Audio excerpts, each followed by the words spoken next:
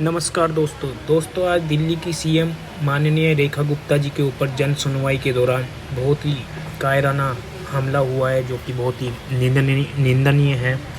दोस्तों, विचार अलग अलग हो सकते हैं, विचारों की नाराज़गी हो सकती है, लेकिन किसी भी पर्सनल अटैक करना बिल्कुल भी उचित नहीं है।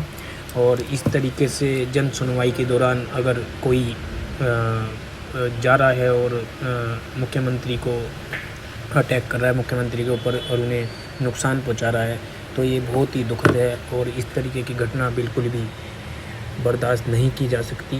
और दूसरी चीज़ ये है दोस्तों, विचार अपने अपने हो सकते हैं, हर किसी पार्टी के, हर किसी नेता के विचार अपने हो सकते हैं, कार्यकर्ता के विचार अपने हो सकते हैं, लेकिन इस तरीके की नाराज़गी जताना बिल्कुल भी उचित नहीं है।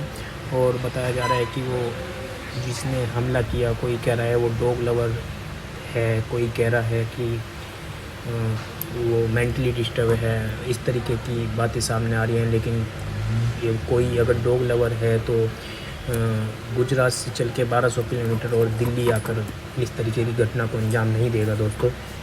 और कहीं ना कहीं सिक्योरिटी का भी है कि सिक्योरिटी को भी थोड़ा सा ध्यान देना चाहिए कि जिस तरीके से जन सुनवाई के दौरान जो कोई भी आता है, अब उनको अच्छे से जो है उनका चेक करके और सब चीज़ें देखकर आगे बढ़ाया जाए, जिससे कि कोई किसी को किसी भी तरीके का नुकसान ना पहुंचाए।